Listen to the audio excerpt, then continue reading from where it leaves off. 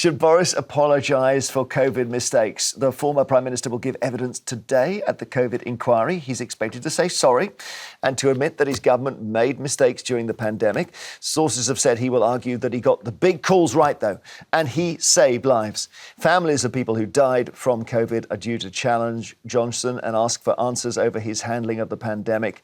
Do you think you want to see him apologise, Carole? Oh, I think he will. I think every person who's given evidence there has apologised for one thing or another. But I think, any guilt here has to be collective. Boris, the Cabinet, scientists, Parliament, the media, we all got it wrong. Everyone got it wrong because we didn't know what we were doing. What, in some way or other? In different ways? In some way or other, we got it wrong because this was an unprecedented thing. We didn't know what we were dealing with. But I think this inquiry is, I think they've decided Boris is to blame for everything. I think that's clear. For me, it's just been a blame game. It's been a load of Tory bashing. Who said what swear word to who in a WhatsApp message? I don't care. The only sane question you've got to ask in an inquiry like this is whether the COVID policy that you have will inflict more damage than the disease itself. But they're not. Darryl, do you agree with Carole that they don't seem to be getting at the key thing, which is could we have gone Sweden with no lockdown and basically people making their own measures, or should we have gone into a harder lockdown? Well, Sweden is long misunderstood, I think, because Sweden did lock down. It just wasn't a legal requirement to lock down. The advice in Sweden was to stay at home, work from home, etc. Well, that's it. Different. That's it. It was just different in its legal advice. So that's the thing. In terms of what this inquiry is getting to, I think we're getting really lost in this module, because this module is all about governance and basically the individuals who had responsibility for what and how did they perform. And there are lots and lots of different modules of this inquiry over many, many, many years that will get into a lot of the science, the data. By the way, we're probably not going to be debating it on this show in 12 months' time when they're talking about the minutiae of the R number and what bits did what and all that sort of stuff. We're talking about this because it is the entertaining Westminster political bit. Don't get distracted. It does matter. It really does matter. Yeah, but this shouldn't undermine the inquiry itself. Now do not matter. They do matter. What Boris said today was quite right. He said we should be talking about the impact on education. We should be talking because kids, we're going to be talking later about stories in the paper today about how kids in reading and maths and science have plummeted on the international tables because our schools were closed longer than a lot of other schools in other countries were. We've got to be talking about the medical effects. Hang on, Carole. You're not listening to me. The COVID inquiry will do that. Over many, many years, it will get into all many years? Why Sweden's whole inquiry took 1 year. Why are we taking... This is just a get-rich-quick scheme for a load of lawyers and for Baroness Hunt. Anyway. This is not doing... All right, but the key thing, where the disagreement is, the idea that it's trivial... Boris, the key person at the centre of this was Boris Johnson, right? The fact that at the very early stages he says, I go around a hospital and be shaking hands with everyone. Yeah. That was terrible, as it turned out. Now that's part of it, isn't it? That's a serious part of it. Yeah, it is a serious part. No? But COVID at that point was the dot on the horizon. We didn't know how bad it was going to get. No, it wasn't. Yes, it was. It wasn't. It really he was criticised for missing the Cobra meetings. At that point, it wasn't serious for a Prime Minister to go to a Cobra meeting. This is all. You had Hancock last week ludicrously saying Boris left it 3 weeks too late to lock down and that thousands would have survived. How does he know that? Total hindsight. That's in fact, he said it was hindsight. Nigel's in Warwickshire. Hi, Nigel. Hi. Well, this is an interesting one, isn't it? Whether we'll get some sort of apology from Boris Johnson. Do you think he should apologise? How many more people should apologise? I'll start with China. Then Wuhan, the funders of Wuhan, because Obama banned gain-of-function research in the USA. Oh, and hey presto, they do it in Wuhan. The fact that we didn't have enough PPE because of EU procurement rules. Then we've got the half-term holidays that Spain and Italy and Greece did not inform us of what was happening, because they didn't want the British holidaymakers to be stopped from going there. Then we've got the lockdown, which was a complete social and health disaster. I mean, the social costs of lockdown... I take all your points then. You have very good points as well. But do you think the government had the right policy, or do you think they should have tried to sort of just sashay through it? The government did not have a pandemic policy that was coherent. We should have had blame Hunt. who was health secretary years before. You can't have a policy before the disease emerges. Every disease is different. You can. That's what we had. We did have a so-called pandemic strategy, but it was rubbish. Where was the PPE? Oh, made in Europe and China. Oh, yeah. So, if you have a war, you make sure the Germans build our tanks. I mean, it's complete nonsense. Well, wait a minute, hang on. I've got to cut in here because Nigel, you're writing a very, very specific version of history here, and you're really right to say that our pandemic preparedness was not up to scratch. That, by the way, is why an inquiry like this is so important, to lay out the facts, to lay out the reality of what dealing with one of these situations is like, which, by the way, is going to happen again. There is no doubt about it, that it's hopefully not in our lifetime, but very possibly in our lifetime. All this is not important. What's important, it is important. Is, did the 3 lockdowns work, and would we do it again? That's all that matters. Well, hang on a minute. Would we do it again? Do we agree with that? That's all that matters. Well, wait a minute. Wait, so it sort of is, but you also have to understand the sort of people that we put in charge, the reality of the behaviour, hang on, the reality of the behaviour, the conduct, and the actions of the people that we had you think at the top of government would at have been that better? time. You think Keir Starmer Hang on a minute. Just for the avoidance of doubt, absolutely not. Good. No, but I don't. But that's not the point. That isn't the point. I'm not here to advocate for any particular party or leader. I'm here to tell you that it's really important. Hang on a minute. It's really important that we understand the people that we put in charge. But how Nigel they is behave. spot on. Wait a minute. If you're going to blame Boris, blame everybody he just mentioned, every country he just mentioned. We didn't know how... Hang on, guys. Let's get a call from John. John in Nottingham. Hello. Hello. Oh. Right, John, it's all yours. Should he apologise? Yes, he certainly should apologise. And he will apologise because already now his PR team has briefed the press to say he's going to apologise. He's going to go into the meeting. He's perfectly prepared. He's had 100 people telling him what to say. He won't give a straight answer to anything like he didn't when he was in power. And he'll just put his point across, dodge the questions he doesn't want to answer. Just like, not particularly because he's Conservative, all the politicians who appear will do it. They'll be briefed by their advisors, so you'll never get a truthful answer out of them. So why bother with the inquiry? I don't know. You could ask him, names and dates and places and where were you when this happened? And, particularly, John, if you say, why did you take a particular decision? I think you'll get an answer to that, won't you? Of course not. This is Boris we're talking about. What's that in the background? Is that a parrot? It's several parrots, yes. Wait, are you working in a pet shop? No, but between them, they've got more sense than Boris Johnson. We'll get them in front of the inquiry as well. Thank you, John. That's nice to hear a bit of Twitter. Well, Old-fashioned you hear sense. people like John talking. It doesn't matter what Boris Johnson says at the inquiry. He just hates Boris. So it doesn't matter what he does or says. I think what he's done is preempted what Boris Johnson's going to say because he knows that because he's just read it in the paper. Because actually, again, this is something that the pandemic inquiry is helping us with. We're seeing a pattern of behaviour here, a consistent pattern of behaviour to dither, deflect, often lied his way through this pandemic. And that is really important. You're describing probably almost every politician on the planet. No, I'm not. Absolutely not. There are a million politicians who have dealt with this. Which politician do you think acquitted themselves well during the pandemic? Do you think the scientists acquitted themselves well? Well, that's not the point. They're part of it. They're part of you're just blaming him. Well, no, wait a minute. They're part of a bigger picture, aren't they? And there are individual failings, individual errors to be assigned to all of us. But we're looking at patterns. We're looking at trends. Maybe we haven't got top rank politicians. Maybe our political class isn't very good. I think that is true. You might say even Blair or Thatcher would have taken a more professional approach. And that is, of course, the inquiry won't look into that either. He is appearing at the COVID inquiry today. It's a big moment for him. And, of course, there's a lot of evidence already and just a lot of things have already come out. So it's Boris under the spotlight. And remember, the really embarrassing backdrop here is, of course, the whole party season they had while Boris Johnson was actually running the country and trying to enforce a lockdown. So, there was the cake that he was ambushed by. And there were all these dates. I won't trouble you with them too much. There was the beer gate for Keir Starmer, but just an awful lot of stuff going on with Boris Johnson. OK, then, in the inquiry, this is Cummings from his blog, recounting a conversation.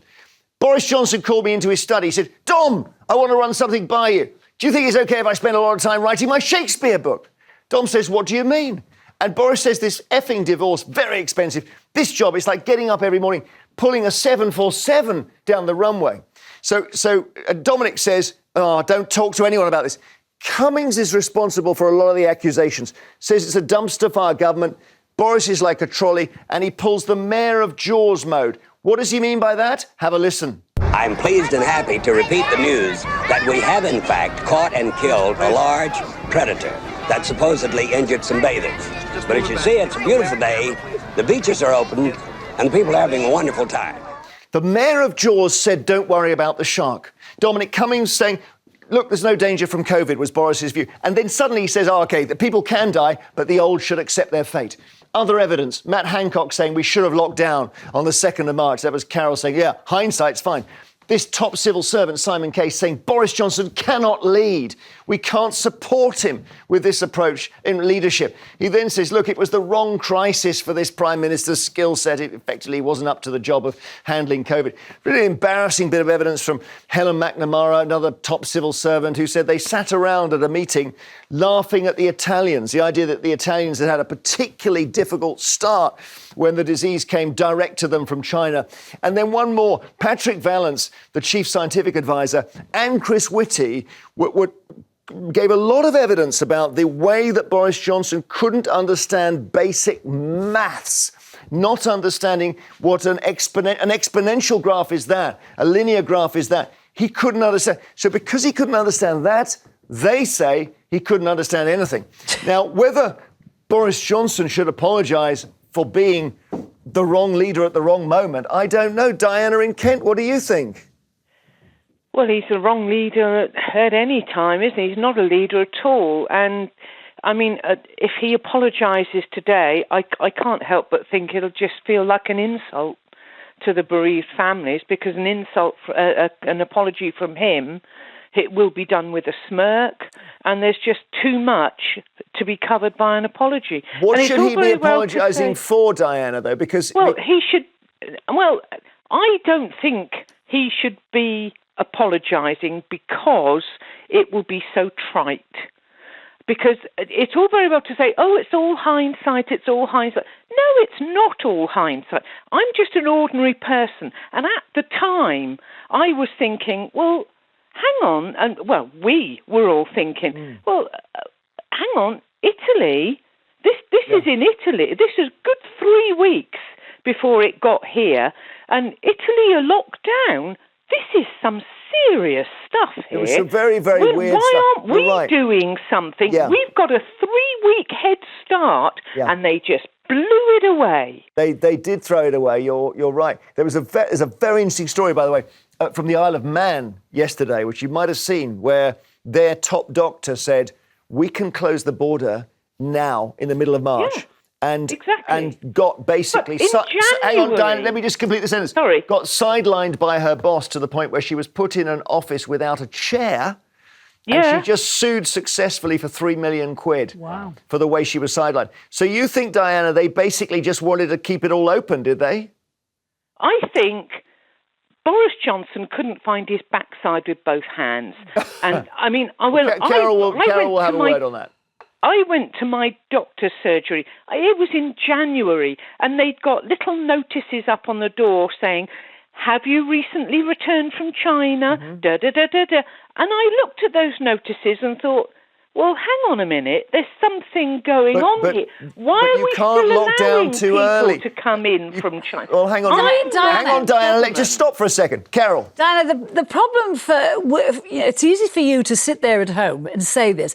Boris also had an economy of a country to think about before he locked down that country. And because he knew what the effects were going to be of locking down. And yes, we are still recovering from those effects. So it's easy for you there to say. And the thing is, if he didn't, you're saying he shouldn't apologise because it's hypocritical. If he didn't, you'd go nuts. If he did, you're going nuts. So you just don't like Boris. So whatever he does, he's going to lose. All right, quickly, because we've got another call. We're assuming here that Boris Johnson is agonising over a decision in January, February, March. He wasn't. He was away on holiday, writing a book, finalising his divorce, sorting out his engagement. He was absent. Can I just say, to do the job the of Prime evidence Minister. has come out. Cummings gave evidence and said that he had He knew how bad it was. Cummings was asked, did you communicate the seriousness to Boris? He said, no, he did not. So that's what your Prime Minister needs. He needs a top advisor to tell him what's going on. And he didn't. Cummings admitted. Okay. Carole, the Prime Minister's been briefed by lots of people. He can also, and presumably is also, watching the news like the rest of us. Other people said they didn't know what was happening. Cummings said he did. Okay, let me just break in. Nick in Greater Manchester, you can get a word in edgeways here. What do you want to say? Good morning, all. To be honest with you, I completely agree with Carole. I often do, actually. I think at the end of the day, one thing I would like to thank Boris for in particular is remember that we had a general election just before the pandemic, and crying out loud, thank God we didn't have COVID in, because, oh dearie me, that would have been a disaster. But I don't think we could apologise for things that we didn't know about. At the end of the day, yes, there were mistakes made. I mean, I suppose if he apologises for the mistakes that have been made, fair enough, but taking responsibility for the pandemic, absolutely not. Okay, but hang on. There are certain things we know were wrong. Matt Hancock saying we've thrown a protective ring around care homes wasn't true, and he knew it wasn't true because they put people with COVID into the care homes from the NHS, and that was terrible. And then the other thing was the string of parties. But then again, I mean, maybe you're right, Nick. Maybe we couldn't have locked down earlier because you can't lock down for 20 cases because people won't accept it. Sorry, Nick, you go on, Nick. Go on.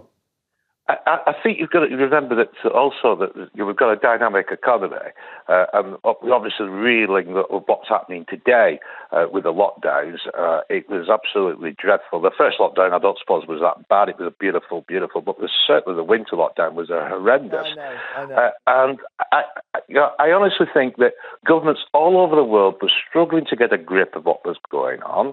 I'm a little bit concerned about this COVID inquiry, that it does seem like a political witch hunt rather than trying to get to the bottom of any. Thank you, Nick. We should be learning lessons for the future. Let me get another call. Thank you so much, Nick. James in Hertfordshire, hi.